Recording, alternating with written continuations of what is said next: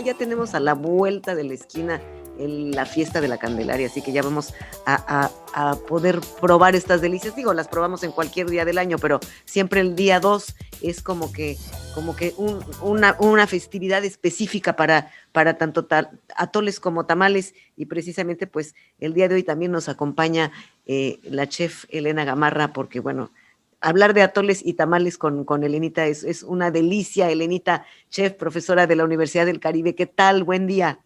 Buenos días, Pati, muchas gracias por la invitación y buenos saludos a todo tu auditorio. A ver, platícame, ¿cuál es el origen del tamal? Bueno, los orígenes del tamal se remontan en la época prehispánica y tenemos tres fuentes importantísimas que nos hacen mención de ellos. La primera es el Códice Dresden, que habla específicamente de la cotidianidad de los mayas, en donde presenta pues estas ofrendas de tamales. La segunda es el Códice Florentino, que también habla del cotidiano de los mexicas. Y la tercera es el libro de Historia General de las Cosas de la Nueva España de Fray Bernardino de Sahagún. En estos tres documentos se habla precisamente de esta connotación tan maravillosa que tienen los tamales que vamos a explicar en la clasificación. La clasificación exactamente de los tamales, yo no sabía que había una clasificación específica. Para mí solamente eran de dulce y de chile, pero no sabía que había mayor clasificación. Bueno, en realidad no es una clasificación totalmente establecida. Esta clasificación se da por diferentes elementos, que pueden ser por las envolturas, por los tamaños y por los sabores. Y obviamente por el contexto al cual se dirigen los tamales. Por ejemplo, si hablamos del contexto, encontramos que tenemos rituales, festivos y cotidianos. En el caso de los tamaños, pues tenemos desde los tamaños, los pequeños, que son los el ejemplo podría ser los vaporcitos yucatecos, hasta los tamales más grandes que tenemos en la República, que es el tamal de cazuela, el mugipollo, el zacahuil, entre otros. Y obviamente el relleno salado, dulce o nejo o sin sabor, se puede encontrar de estas dos maneras. Entonces, pues esa es la clasificación, digamos, general de lo que se da de los tamales. La envoltura me parece muy importante, porque hay diferentes tipos de hojas con las que se envuelven los tamales. Definitivamente, y esto de la envoltura tiene que ver con lo que encuentran en su medio ambiente. Por ejemplo, los tamales que se generan en el norte, bueno, pues probablemente nunca utilizarían una hoja a lo mejor de almendro, o tiene que ver con la connotación de lo que encuentran en su medio ambiente. Entonces, dentro de las envolturas podemos encontrar muchísimas, ¿no? Que está la hoja de maíz, con la cual, por ejemplo, se enrollan las famosas corundas michoacanas. Tenemos el totomoxtle, que es la hoja seca del maíz. Tenemos la hoja del maíz fresca, que también prácticamente para los tamales de elote del centro y de Bajío también se utiliza mucho. Y bueno, de plátano, de papatla, bueno, pues hay una infinidad de hojas impresionantes en la República que podemos ocupar para la envoltura de los tamales, y tiene que ver precisamente con esta connotación como ambiental de lo que hay, de lo que tenemos a nuestro alcance. Claro, conocemos ya varios tipos de tamales, no son familiares, aunque no seamos de la región que son de la que provienen, pero los conocemos porque ya están prácticamente en toda la República. Pero, por Claro. ejemplo, me llamaron mucho la atención los tamales barbudos. Los barbones, los tamales barbones. Barbones. Los tamales barbones son originarios de Sinaloa y es muy interesante porque se les llaman barbones porque cuando uno elabora los tamales pone la masa, o sea, y pone un camarón guisado y precisamente recortas una de las puntas donde está pegado a la mazorca la hoja, la recortas y ahí tiene que salir la cabeza con las barbas. Entonces estos tamales los acomodas, digamos, paraditos para que se cuezan y te llegan a tu plato pues unos tamales, pero con una cabeza del camarón y las barbas que salen. Entonces por eso se le llaman tamales barbones, que además son deliciosos. Como que no concibo el tamal con el camarón, ¿sabes? No lo concibo No, mucho. pero es un delicioso porque además son guisados como en un chile, en Chile, en un adobito, y la verdad son tamales deliciosos. Ojalá se animen a probarlo porque la verdad valen mucho del estado de Sinaloa. Platícame de los michoacanos, yo sé que hay muchas variedades, pero bueno, básicamente de los uchepos y las corundas.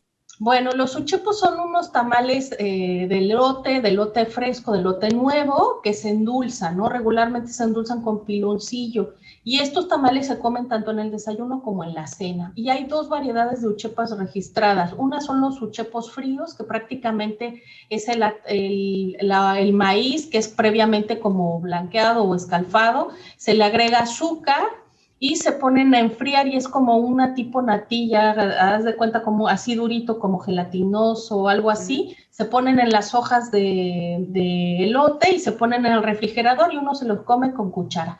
La segunda pues, son los uchepos que se cuecen, que se les agrega la masa de maíz, la manteca y bueno, esos se cuecen al vapor y también son deliciosos y se acompañan con crema y en ocasiones se acompañan con salsa verde, que también es una maravilla. Dime una cosa, ¿el zacahuil podría ser como la estrella de todo el país? Es Pues como yo creo que el no más podríamos, específico, yo el creo más que raro, ¿no?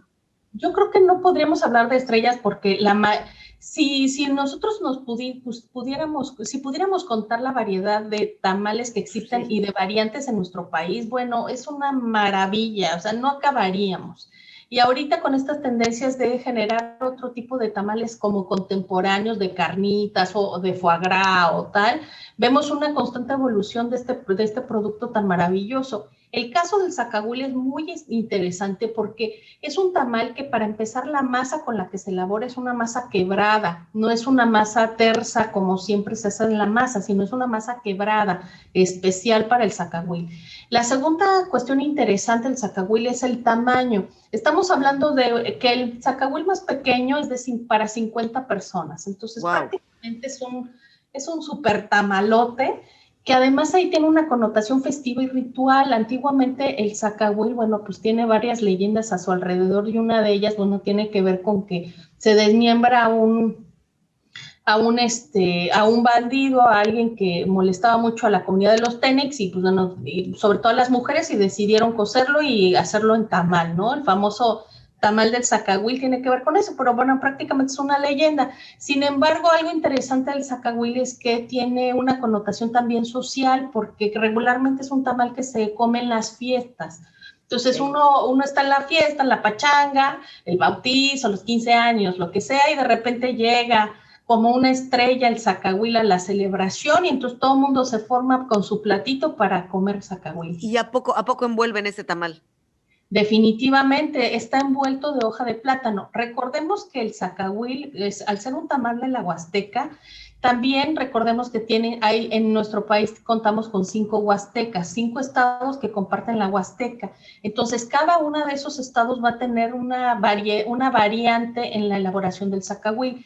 En algunos, por ejemplo, en Veracruz, la papatla se utiliza también para forrar el zacahuil, tenemos la hoja de plátano y en ocasiones, por ejemplo, bueno, se tienen que hasta atar con un alambre precisamente por el contexto del tamaño, ¿no? Y la cocción puede ser en hoyo o en horno de barro, que se sella, que eso se da más en la Huasteca Potosina, o puede ser enterrado, también como en el estilo barbacoa que se hace en Hidalgo. Entonces, la connotación también de cocción y de producto que puede tener el zacahuil, pues es muy variante y la verdad también es un tamal muy interesante.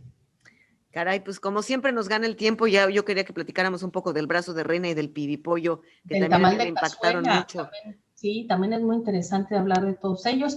Y bueno, prácticamente, pues, a muy breves palabras, pues son tamales de índole festivo, ¿no? Que los utilizamos más para el Día de Muertos y que además también cumplen con este rollo del tamaño, que son tamaños grandes para compartir, como va a ser el caso del mopipollo, Pati. Pues muchísimas gracias, Renita. Siempre es un placer hablar contigo. Siempre es maravilloso que nos aportes todo lo que, bueno, tus conocimientos que son, bueno, nos tienes así como embobados. No, muchas gracias, Pati. De verdad es un placer que nos enseñes tanto. Al contrario, muchísimas gracias a ustedes.